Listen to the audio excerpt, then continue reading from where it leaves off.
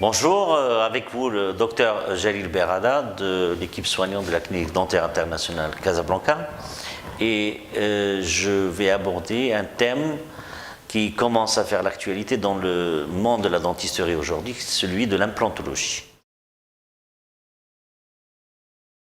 C'est quoi un implant dentaire? C'est tout simplement une espèce de vis qui va remplacer la racine qui a été détériorée pour des raisons X ou Y.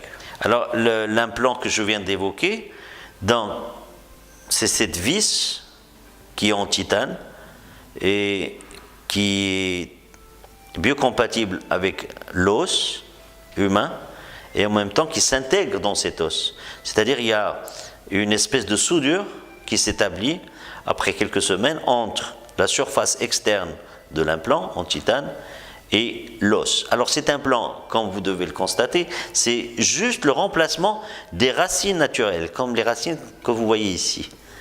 Donc c'est juste le remplacement.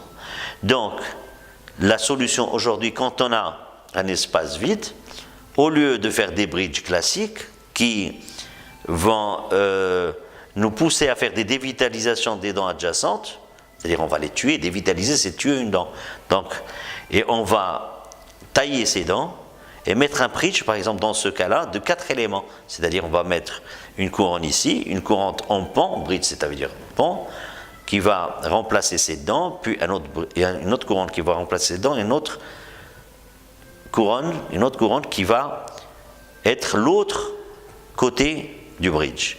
Donc aujourd'hui, avec les implants, qui est une solution qui est révolutionnaire et qui commence heureusement à être banalisée dans les cabinets dentaires, c'est qu'on laisse ces dents qui sont saines tranquilles, elles ne nous ont rien demandé, et on pose des implants qui vont supporter des couronnes.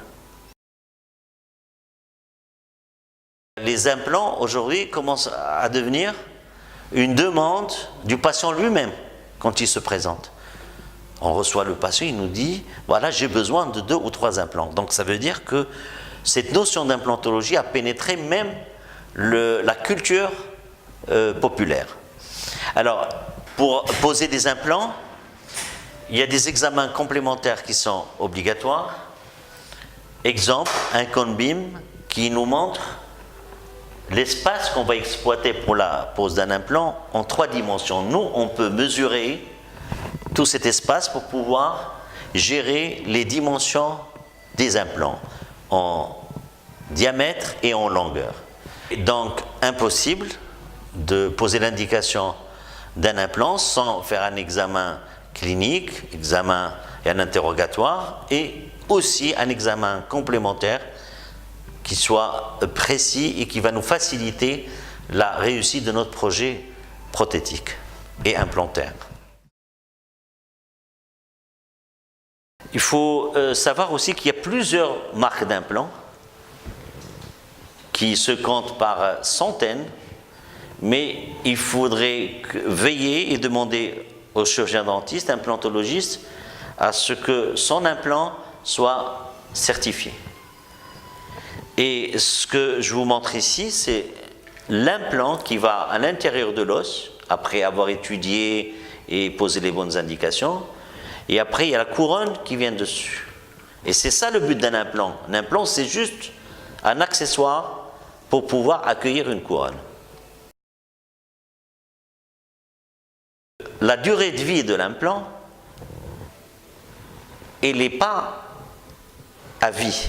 Quand on pose un implant, c'est comme une dent naturelle. Si on ne soigne pas, si on ne fait pas la bonne maintenance, si on ne fait pas le bon suivi, donc les mêmes causes vont produire les mêmes effets. C'est-à-dire les causes qui nous ont fait perdre notre racine naturelle vont faire perdre l'implant qu'on a posé artificiellement.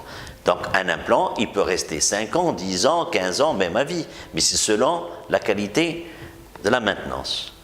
Et je voudrais aussi attirer votre attention enfin sur le coût d'un implant.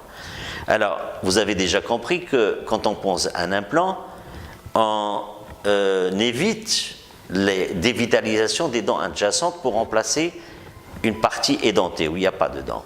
Vous avez compris, donc c'est une solution qui n'est pas du tout mutilante pour les dents voisines. Et pour le coup, si je dois mettre un implant au lieu d'un bridge de 3 éléments, ben l'implant va non seulement être moins cher que cette solution, et qui est aujourd'hui universelle et de rigueur, mais c'est aussi une solution qui va être très pratique au niveau de la mise en place. Donc 2 séances ou 3 séances maximum vont suffire pour réhabiliter le patient demandeur de cet implant. Il y a aussi des questions qui sont souvent posées par les patients, c'est que lorsqu'on pose des implants, ils nous demandent quand est-ce je vais exploiter mon implant et mettre ma couronne dessus. Il faut savoir d'abord que c'est selon les indications, c'est-à-dire les zones qui sont sujettes à l'implantologie, et deuxièmement, c'est selon la qualité de l'os qui vont nous indiquer les mises en charge. Ça veut dire quoi les mises en charge? C'est-à-dire mettre les couronnes sur les implants grâce à une connexion qui va faire le lien. Et donc, on peut poser un implant et mettre une couronne immédiatement, c'est-à-dire dans la même séance, comme on peut mettre un implant et attendre 3 voire 4 mois avant de mettre les couronnes en place.